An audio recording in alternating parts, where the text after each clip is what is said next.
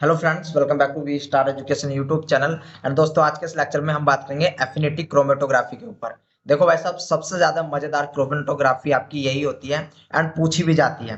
And one more thing guys, आप में से काफी सारों के पिछली वीडियो में कमेंट्स आ रखे हैं कि सर आप जो कुछ भी पढ़ा रहे हो, कृपया करके जो आप पीपीटी लेकर के आते हो उसको जो है पढ़ के पढ़ाया करो। यानी कि उस पीपीटी को पहले आप पढ़ा करो, तब आप बताया करो। आप जो है पहले समझा देते हो, पीपीटी पढ़ते नहीं हो, फिर बाद में हमारी समझ में आती नहीं है। तो इस बार मैं क्या कर रहा हूँ कि भाई साहब आपको पढ़ पढ़ के पढ़ाऊंगा, ठीक है ना, पढ़ पढ़ के पढ़ाऊंगा, ठीक है। तो चलिए आइए स्टार्ट करते हैं एफिनिटी क्रोमेटोग्राफी से। देखो भाई साहब, मैंने यहाँ पर कुछ शब्द लिखे हैं प्यारे से। अट्रैक्शन, कपलिंग, आप सभी को पता होगा भाई साहब, कपल्स होते हैं आपस में, ठीक है ना। कपल्स होते हैं यानी कि जिसको हम जोड़ा बोल देते हैं। तो यहाँ पर इनके बीच में अट्रैक्शन होता है, इनके बीच में आपका अट्रैक्शन होता है, ठीक है ना। या फिर अगर इसको ना मान करके चलो कोई इससे हेट करता हो, तो भाई साहब यहाँ पर एक फूडी ले लिया मैंने। इस फूडी को अपने जो फूड है उससे प्यार है, उससे प्यार है। लेकिन यहाँ पर आपको ये बात याद रखनी पड़ेगी कि यहाँ पर जो अट्रैक्शन हो रहा है, यहाँ पर जो अट्रैक्शन हो रहा है, ये अट्रैक्शन आपका परमानेंट नहीं है। जी हाँ, अब किसी को बुरा लग जाएगा कि ये जो आपका कपल्स का अट्रैक्शन है या फिर फूड वाले का फूड से अट्रैक्शन है, ये आपका हमेशा एक जैसा नहीं रहता। यानी कि ये आपका जन्म जन्मांतर का रिश्ता नहीं होता।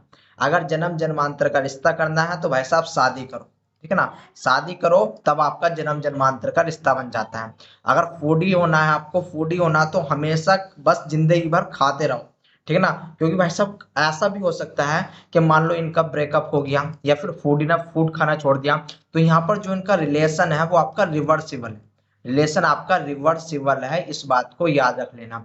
यही कॉन्सेप्ट आता है आपका एफिनिटी क्रोमेटोग्राफी में भी। यहाँ पर क्या होता है कि आपका दो चीजों के बीच में, दो चीज अभी बोल रहा हूं, दो चीजों के बीच में इंटरेक्शन होता है, रिलेशन होता है, अट्रैक्शन होता है।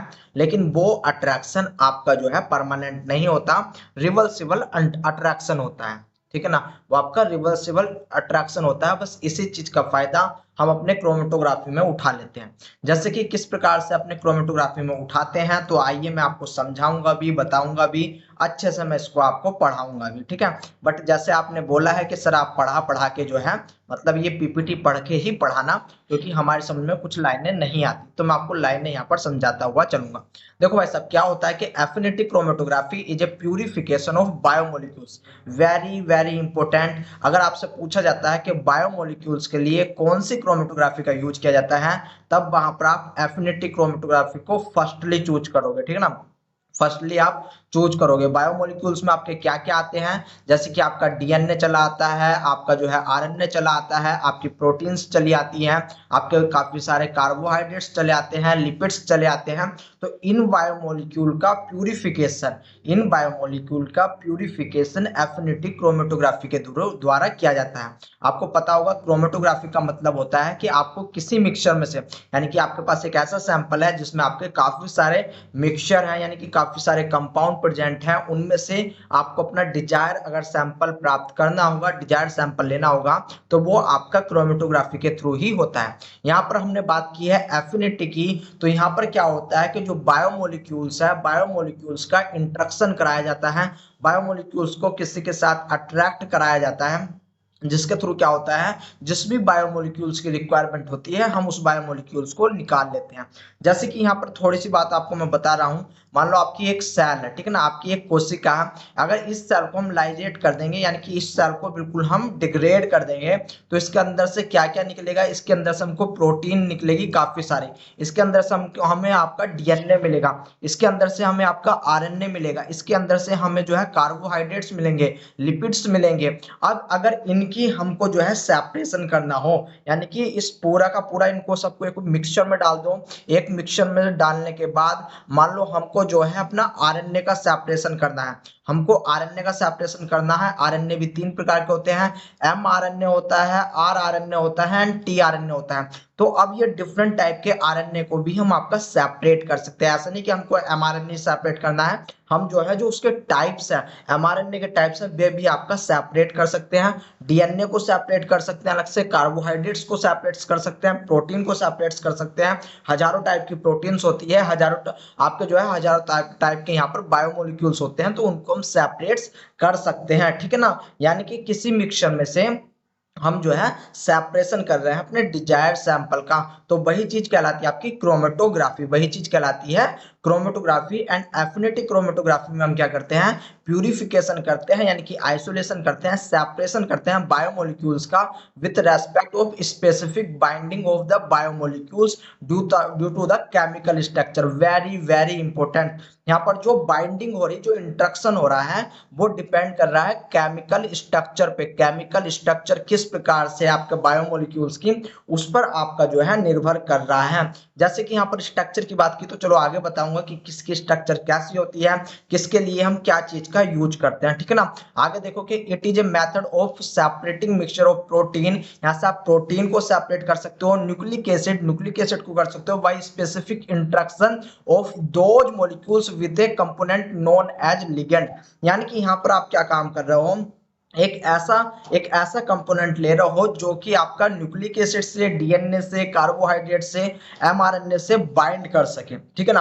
और उसको हमने बोल दिया है लिगेंड, यानी कि यहाँ पर हमने आपका लिगेंड बोल दिया। मैंने आपको लिगेंड रिसेप्टर बहुत अच्छे से पढ़ा रखा है कि लिगेंड क्या होता है, रिसेप्टर क्या होता है, वो सारी चीज मैंने आपको बहुत अच्छे से पढ़ा रखी है। यानी कि यहाँ पर हम एक लिगेंड लेंगे, लिगेंड से आपका जो है सैंपल, जिस जिस चीज के लिए भी हम आपका लिगेंड तैयार कर रहे हैं, ऐसा नहीं कि एक ही लिगेंड होता है, लिगेंड आपके जो है हम हजारों टाइप के लिगेंड्स बना सकते हैं जो कि स्पेसिफिक रहते हैं आपके सैंपल के लिए। आपको कौन सा बायोमोलिक्यूल्स को सेपरेट करना है उसके लिए आपके अलग अलग होते हैं। एंड इस लिगेंड को हम आपका स्टेशनरी फेज, मैंने आपको बताया था क्रोमेटोग्राफी में दो फेज पाई जाती है, एक होती है स्टेशनरी फेज, दूसरी होती है आपकी मोबाइल फेज। तो इस लिगेंड को हम इस स्टेशनरी फेज पे जाकर के जमा देंगे, ऐड कर देंगे, और उससे आप कह सकते हो कि हम उससे चिपका देंगे, यानी कि हम उसको इमोबिलाइज कर देंगे ऑन द सपोर्ट। सपोर्ट का मतलब है स्टेशनरी फेज में, ठीक है ना, हम जो है उसको इमोबिलाइज कर देंगे। इतनी बात को आपको याद रखना है।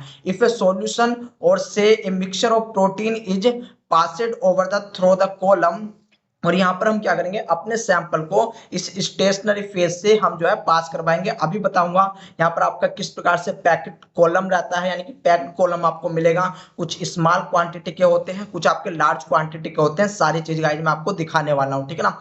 मैं अभी केवल आपको एक बेसिक बता रहा हूँ, इतनी बात याद रख लेना।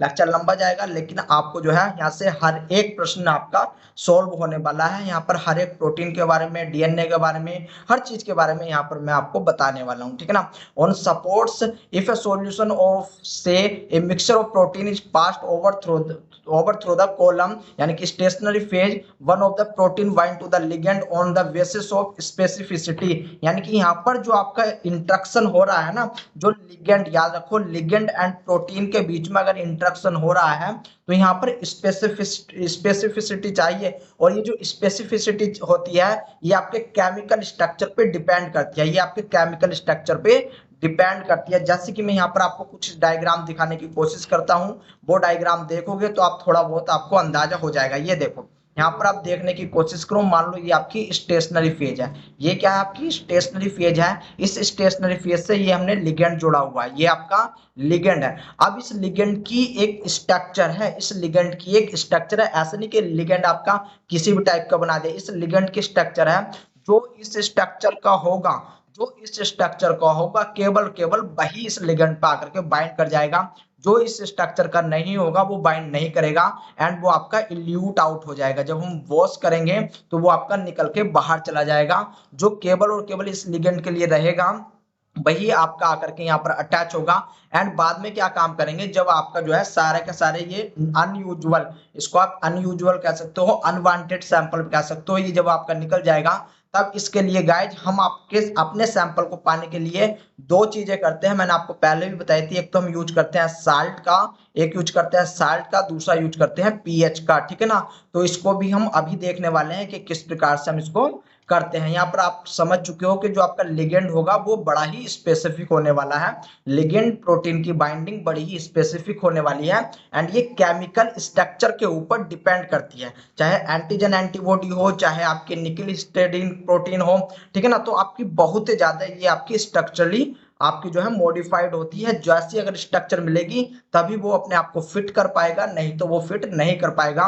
यानी कि एक स्पेसिफिक इंटरेक्शन होता है, एक स्पेसिफिक आपकी अडहेरेंस होती है, इस बात को याद रखना है। लेकिन ये जो आपकी अडहेरेंस होती है ये हमेशा रिवर्सिबल होती है, ये हमेशा रिवर्सिबल होती है। यानी कि यहाँ पर क्या हो रहा था कि स्टार्टिंग में तो ये चिपक गई, स्टार्टिंग में तो ये आपकी अडहेर हो गई, अटैच हो गई, कपल हो गई, ठीक है ना, आपके लिगेंड से कपल होगी। लेकिन इसके बाद क्या हुआ कि हमको भाई साहब अपनी ये डिजायर, जो हमारा यही तो हमारा डिजायर है, इस डिजायर प्रोटीन को आपका जो है चाहिए था, हमको ये डिजायर प्रोटीन चाहिए थी, तो इसको इल्यूट आउट करेंगे, इसको जो है इस लिगेंड से हटाएंगे तो ये लगनी भी चाहिए, यानी कि स्टार्टिंग में आकर के लग भी रही थी, उसके बाद ये आपकी यहाँ से निकल भी रही है, ठीक है ना। इसलिए बोला है कि ये आपका जो इंटरेक्शन होता है ये आपका रिवर्सिबल होता है।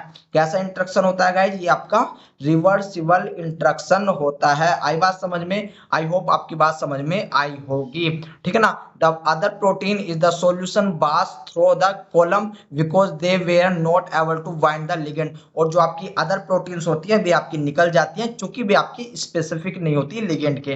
अब यहाँ पर कुछ एग्जांपल है, जैसे कि एंजाइम विद एन इनहिबिटर। अगर एंजाइम से एंजाइम सबस्ट्रेट से बाइंड कर सकता है, इनहिबिटर से बाइंड कर सकता है, ठीक है ना, तो वहां पर आपको एक बाइंडिंग देखने को मिलेगी। याद रख लेना, एंजाइम्स सबस्ट्रेट की जो बाइंडिंग होती है वो आपकी रिवर्सिबल होती है। वो कैसी होती है? वो आपकी रिवर्सिबल होती है। जबकि अगर एंजाइम्स ने एक बार प्रोडक्ट बना दिया, एंजाइम्स ने एक बार प्रोडक्ट बना दिया तो ये आपकी जो है रिवर्सिबल नहीं होती, ये आपकी इरिवर्सिबल होती है। तो याद रख लेना यहाँ पर आपका एंजाइम्स प्लस सबस्ट्रेट है। एंड इसी प्रकार से antigen with antibody, antigen with antibody, तो मैं आपको समझाऊंगा, इसको बेफिक्र रहो। तो इसका प्रिंसिपल क्या कहता है? प्रिंसिपल वही कहता है जो अभी हमने देखा, यानी कि affinity chromatography is one of the most diverse and powerful chromatographic method for purification of specific molecule और a group of molecule from the complex mixture. यानी कि आपके पास एक कॉम्प्लेक्स मिक्सचर था, लेकिन आपको पता है ये कॉम्प्लेक्स मिक्सचर क्या है? मान लो यहाँ पर आपकी 50 टाइप की प्रोटीन्स रखी हुई थी, यहाँ पर आपकी 50 टाइप्स की प्रोटीन रखी हुई थी। और याद रख लेना, हर एक प्रोटीन के लिए एक स्पेसिफिक लिगेंड होता है, हर एक प्रोटीन के लिए एक स्पेसिफिक लिगेंड होता है जो कि केवल अपने लिगेंड से ही प्रोटीन जुड़ पाती है। यानी कि जो इंटरेक्शन है बहुत ही ज्यादा स्पेसिफिक होता है, उसी के बेस पे हम अपने सैंपल को प्यूरिफाइड कर लेते हैं, आइसोलेट कर लेते हैं। इस बात को आपको याद रखना है। It is based on highly specific biological interaction. यहाँ पर आपको बायोलॉजिकल इंटरेक्शन देखने को मिलता है, यानी कि कोवेलेंट बॉन्ड वगैरह देखने को मिलेंगे।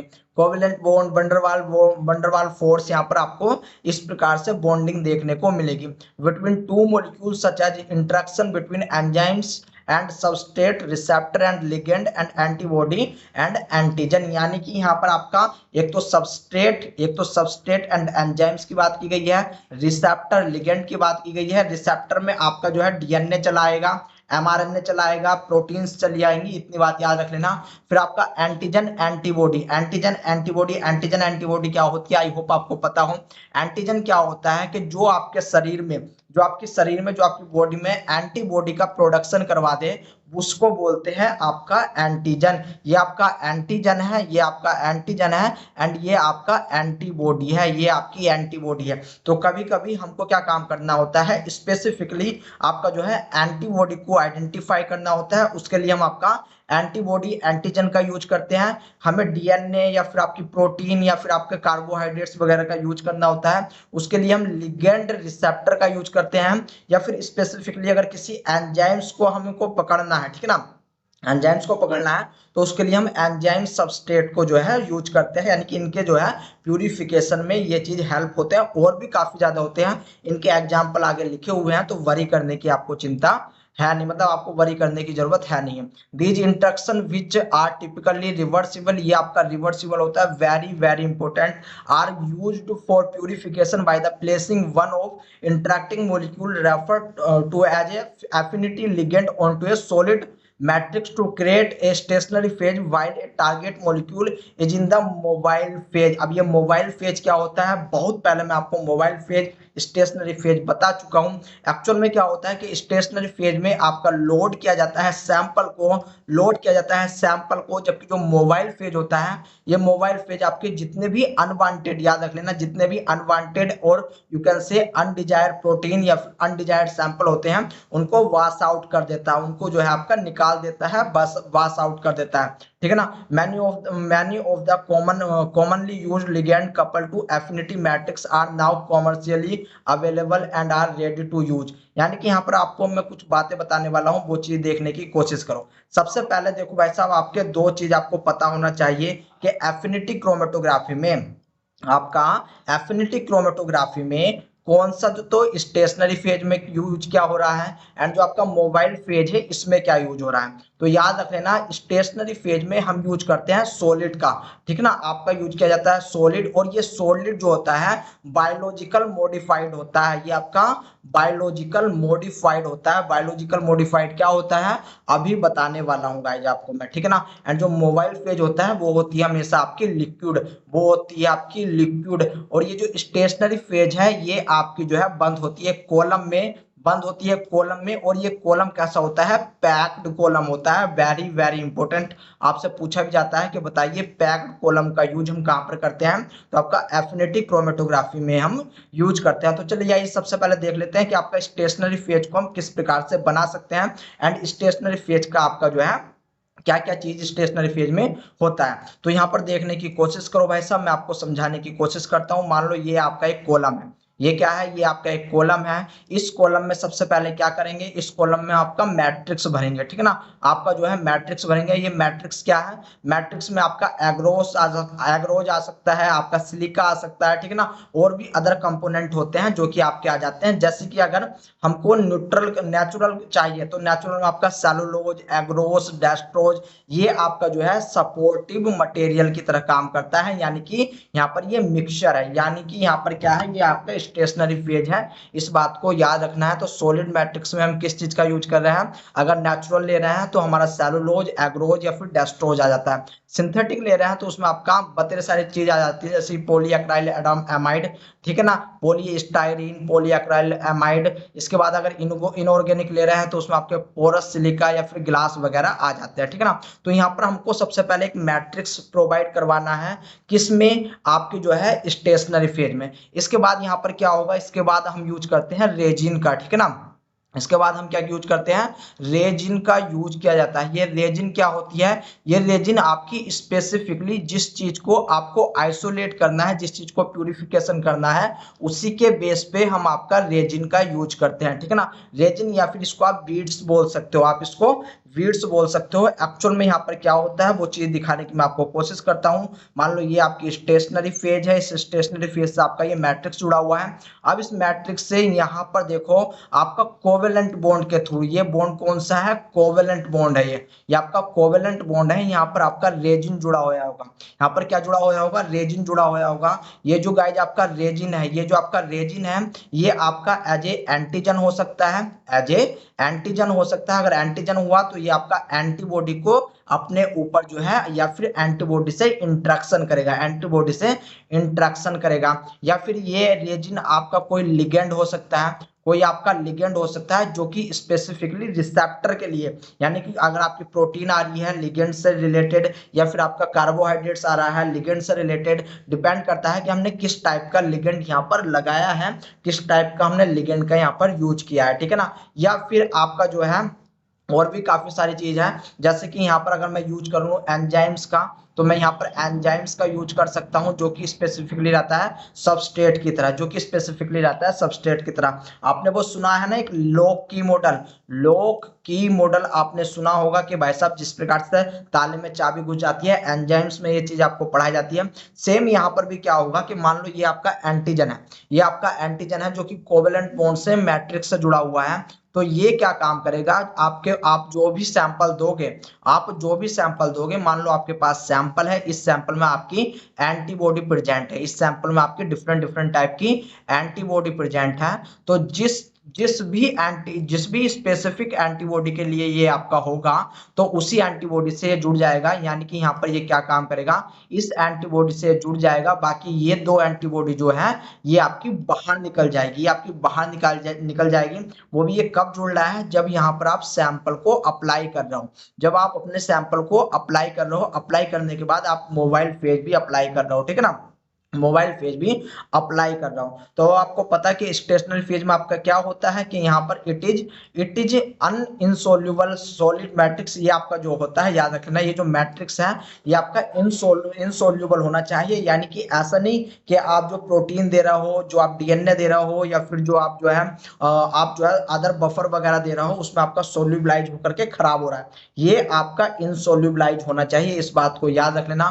पोरस एंड नॉन पोरस आपका चलेगा, कोवेलेंटली होना चाहिए, covalently bounded to an immobilized ligand. यानी कि यहाँ पर देखने की कोशिश करो, ये जो बॉन्ड है ये आपका कैसा है, कोवेलेंट बॉन्ड है। एंड यहाँ पर जो एंटीजन है ये आपका इमोबिलाइज्ड है, यानी कि अब ये यहाँ से हिलेगा नहीं, एक बार आपने लगा दिया, समझो लगा दिया, ये अब यहाँ से हिलेगा नहीं है, इमोबिलाइजेशन कंडीशन में ये पहुंच गया है, ठीक है ना। Separate by the spacer arm, यानी कि यहाँ पर जो है ये आपका जो है एक प्रकार से यहाँ पर जम चुका है, ठीक है ना, यहाँ पर आपका जम चुका है। सॉलिड मैट्रिक्स में आपके क्या क्या आते हैं मैंने आपको बता दिया है, ठीक है ना, मैंने आपको बता दिया है। अब जो हमने यहाँ पर पीछे लिगेंड यूज करे हैं, ये जो लिगेंड है, लिगेंड आपके काफी टाइप्स के हो सकते हैं। जैसे कि अगर यहाँ पर बात करो आप, तो जैसे कि लैक्टिन आपका स्पेसिफिकली शुगर एंड जो शुगर के मॉडिफाइड वर्जन होते हैं उनके लिए यूज किया जाता है।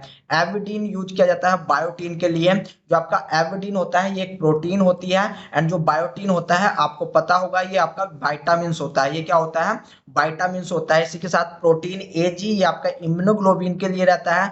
पोली ए यानी कि जो आपकी पोली ए टैल होती है ना, जो आपकी पोली ए टैल होती है उस पे आकर के आपका जो है एमआरएनए का यू, जो आपके एमआरएनए में यूरेसिल पाया जा रहा है वो आपका आकर के अटैच हो जाएगा, ठीक है ना। आगे डायग्राम रखा हुआ है आपके लिए, तो वरी करने की जरूरत नहीं है। फिर इसके बाद एंटीबॉडी, यानी कि एंटीबॉडी को हमको आइसोलेट करना है, एंटीबॉडी को हमको आइसोलेट करना है, तो यहाँ पर आप जो है एंटीजन का यूज कर सकते हो। इसके बाद हिस्टोन प्रोटीन होती है, आपने सुना होगा हिस्टोन प्रोटीन। तो हिस्टोन प्रोटीन स्पेसिफिकली आपके डीएनए से बाइंड होती है आपके। इसके बाद एंटीसेप्टिक होते हैं, जैसे कि एंटीसेप्टिक में आपका क्या आता है, न्यूक्लियोटाइड्स आता है। लाइसिन आपका स्पेसिफिक होता है आरएनए के लिए। इसके बाद अगर आपका मेटल्स आयन आ जाए, अगर आपका मेटल्स आयन आ जाए, ये मेटल्स आयन आपका स्पेसिफिक होता है हिस्टिडीन के लिए। Nickel and histidine tag protein, ये आपकी कुछ हिस्टिडीन टैग प्रोटीन होती है जिसके बारे में आपने सुना होगा गाइज, ठीक है ना, जिसके बारे में आपने सुना होगा। फिर इसके बाद हार्मोन्स आ जाते हैं जो कि वर्क करते हैं एज ए रिसेप्टर, अब इन्होंने इस लिस्ट में क्या काम कर दिया है कि भाई साहब कुछ का कुछ कर दिया। कुछ का कुछ मतलब कुछ आपके जो लिगेंड है, जो आपके लिगेंड है, वे लिगेंड इन्होंने इधर की साइड में दे दिए, तो मैं इसको सही कर दूंगा, वरी करने की आपको जरूरत है नहीं है, ठीक है ना। इसके बाद देखने की कोशिश करो कि अब आपको पता चल गया कि आपका लिगेंड जो है डिफरेंट टाइप के हो सकते हैं, एंड ये डिपेंड कर रहे हैं कि आपकी जो है आपको किस सैंपल की रिक्वायरमेंट है, किस सैंपल की आपको रिक्वायरमेंट है। यानी कि जो आपका क्रोमेटोग्राफिक मीडिया होता है, इस क्रोमेटोग्राफिक मीडिया यानी कि यहाँ पर बात कर रहे हैं स्टेशनरी फेज की, यहाँ पर बात किसकी कर रहे हैं, स्टेशनरी फेज की बात कर रहे हैं। इसके अंदर आपकी कौन कौन सी सावधानी बरतनी चाहिए, तो ये सावधानी के बारे में लिखा हुआ है। एंड इसमें आपका अगर अमाइनो एसिड है, अगर आपका अमाइनो एसिड है, यहाँ पर आपका amino acid, serum protein peptide enzyme as well as RNA और आपका डबल स्टैंडर्ड डीएनए हो सकता है, या फिर आपका एविडीन बायोटीन से जाकर के मिक्स हो सकता है, या फिर आपका लैक्टिन जिसको हम जो कि आपका कार्बोहाइड्रेट्स जैसे कि ग्लाइकोप्रोटीन्स वगैरह है, तो उससे जाकर के ये अपनी रिएक्शन कर सकता है, ठीक है ना। कुछ डाई लिगेंड्स होते हैं जो कि बायोलॉजिकल सबस्ट्रेट एंड प्रोटीन पे जाकर के आपका जो है चिपकते हैं। ग्लूटाथायोन वेरी इंपॉर्टेंट, ग्लूटाथायोन ये आपका सब पूछा जाता है, जो कि आपका जीएसटी को अपने ऊपर चिपका लेता है, ठीक है ना, अपने ऊपर चिपका लेता है। हेपरिन आता है, हेपरिन सल्फेट आप बोल सकते हो, या आपके plasma coagulation protein and nucleic acid enzymes and lipase को जो है आपका जो है अपने ऊपर यानी कि अपने अपने से इंटरेक्शन करवा लेता है। तो आपको हेपरिन भी याद रखना है कि इसके लिए आपका plasma coagulation protein and nucleic acid enzymes and आपका लाइपेज चले आते हैं, ठीक है ना, ये आपके चले आते हैं। अब इसके बाद बात आती है गाइस मोबाइल फेज की। क्या जो आपका मोबाइल फेज होता है, मोबाइल फेज मतलब आपका बफर सॉल्यूशन, इसको हम बफर सॉल्यूशन बोल देते हैं। एंड ये आपका स्पेसिफिक होता है, जैसे कि बाइंडिंग बफर, बाइंडिंग बफर मतलब आपका इक्विलिब्रियम एंड सैंपल एप्लीकेशन, यानी कि optimize the condition to ensure the binding of the target molecule to the specific ligand. यानी कि ये क्या काम करता है, ये आपका एक्स्ट्रा और अनवांटेड जो भी मतलब अनडिजायर्ड सैंपल है उसको आपका बाहर निकालता है, ठीक है ना। इल्यूशन बफर, इल्यूशन बफर में क्या होता है कि ये आपका सैंपल को बाहर निकालता है, ये आपका सैंपल को बाहर निकालता है, यानी कि पहले वाश हो गया, वाश होने के बाद जो आपका जो हमारा डिजायर्ड सैंपल है उसके लिए आपका इल्यूशन बफर तैयार किया जाता है। वॉश बफर ये हम सबसे पहले अप्लाई करते हैं, सबसे पहले हम आपका अप्लाई करते हैं, ठीक है ना। तो आपकी 3 प्रकार की मोबाइल फेज हो सकते हैं, इस बात को याद रख लेना। अब देखो हमने क्या काम किया है कि जो आपका स्टेशनरी फेज हमने बनाई थी, जो हमने आपकी स्टेशनरी फेज बनाई थी, इस स्टेशनरी फेज में सबसे पहले आपका मैट्रिक्स लगा हुआ है, फिर हमने जो है कोवेलेंट बॉन्ड से आपका लिगेंड को इमोबिलाइज कर दिया है, यानी कि अब आपका जो लिगेंड है वो हिल नहीं पाएगा, वो आपका जो है एक जगह आपने जो है उसको रोक दिया, ठीक है ना। अगर अब इससे रिलेटेड, अगर इससे रिलेटेड कोई भी आपका जो है मॉलिक्यूल्स आता है जो कि स्ट्रक्चरली सेम हो, तो ये उसको अपने ऊपर से मतलब उसको जो है चिपका लेगा, नहीं तो उसको बोल देगा टाटा एंड बाय बाय, ठीक है ना, उसको बोल देगा टाटा एंड बाय बाय। यहाँ पर देखने की कोशिश करो कि आपका जो है स्टार्टिंग में क्या है, यहाँ पर आपका मैट्रिक्स लगा हुआ है, ठीक है ना।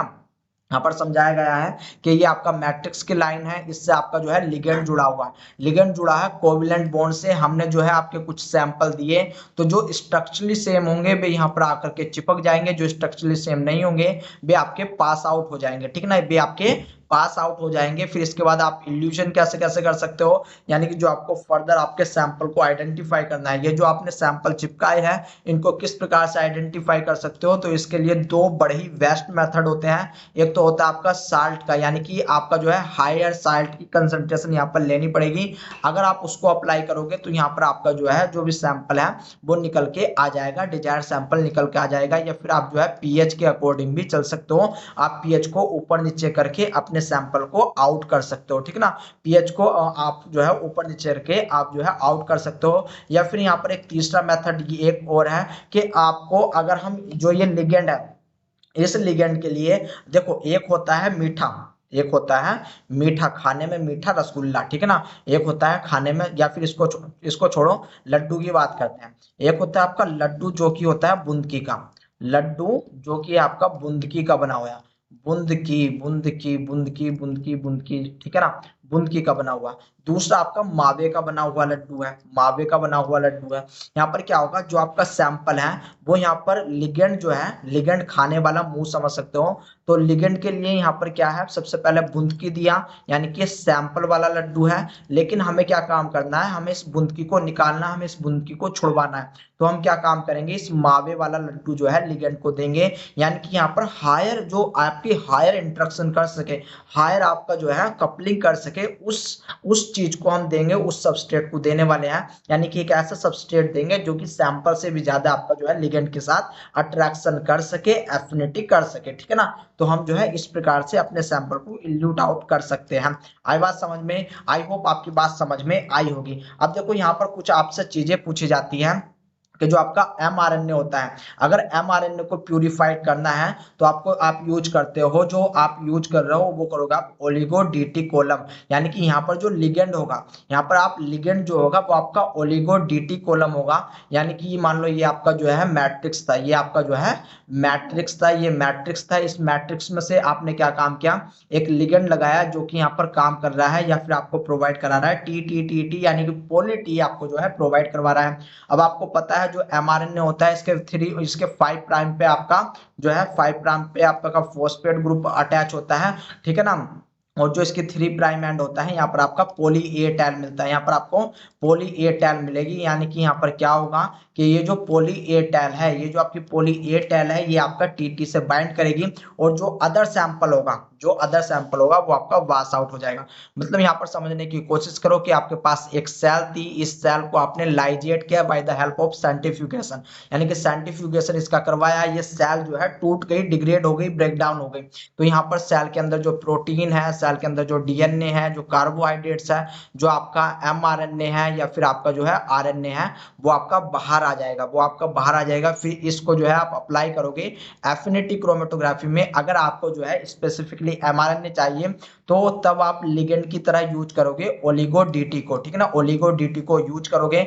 अगर यहाँ पर आपको किसी प्रकार की एंटीबॉडी चाहिए, मान लो आपकी सेल में एंटीबॉडी थी, अगर आपको एंटीबॉडी चाहिए तो आप यहाँ पर क्या काम करोगे, आप जो है मैट्रिक्स से, जो आपका मैट्रिक्स है, इस मैट्रिक्स से आप जो है एंटीजन को लगा दोगे। यहाँ पर देखने की कोशिश करो, सबसे पहले आप यहाँ पर एंटीजन बाइंड्स करोगे, फिर उसके बाद क्या होगा कि अगर स्पेसिफिकली इस एंटीजन की से मिलती जुलती मतलब जो है आपका जो है अगर इंट्रैक्शन कर रहा है, अगर स्ट्रक्चर सेम है, तो यहाँ पर एंटीबॉडी आकर के चिपक जाएगी, आपके लग जाएगी। फिर इसको इल्यूट आउट कर लेंगे हम यहाँ पर साल्ट या फिर पीएच के कॉन्सेप्ट से, साल या फिर पीएच के कॉन्सेप्ट से आपका जो है इल्यूट आउट इसको कर लेंगे, ठीक है ना। तो एंटीजन एंटीबॉडी हो गया, एमआरएनए हो गया आपका।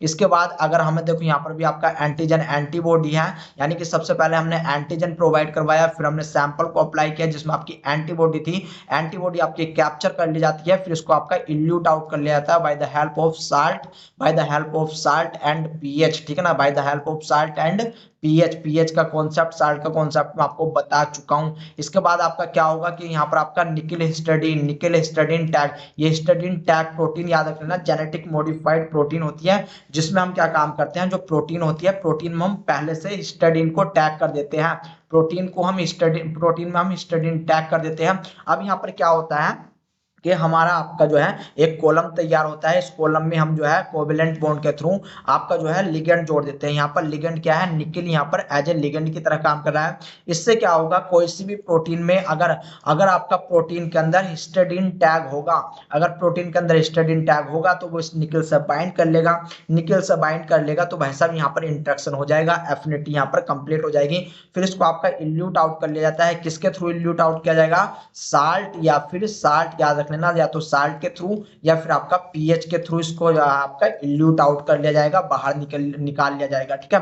तो गाइज ये थी आपकी एफिनिटी क्रोमेटोग्राफी, आई होप आपकी समझ में आई होगी। अगर टाइप्स की बात करूं तो आपकी लैक्टिन होती है आपकी कार्बोहाइड्रेट्स के लिए, लैक्टिन होती है आपकी कार्बोहाइड्रेट्स के लिए, यानी कि आप जो है जो लिगेंड है, लिगेंड में आप लैक्टिन लगा दोगे, यानी कि आप जो है फिर आप ग्लाइकोप्रोटीन, पॉलीसैकेराइड्स वगैरह वगैरह आप जो है कार्बोहाइड्रेट्स वहां से सेपरेट कर सकते हो, प्यूरिफाई कर सकते हो। इम्यूनो एफिनिटी में क्या होता है, इम्यूनो एफिनिटी में आप जो है एंटीजन का यूज करते हो, एंटीजन का यूज करते हो जहां से आप जो है एंटीबॉडी को कैप्चर करते हो। मेटल चिलेटिंग में क्या होता है कि आप जो है स्पेसिफिक एक आप जो है और यानी कि जो कच्चा धातु रहता है ना, आप यहाँ पर कच्चे धातु का यूज करते हो जिससे आप जो है आप किसी भी मेटल को पकड़ लेते हो, ठीक है ना।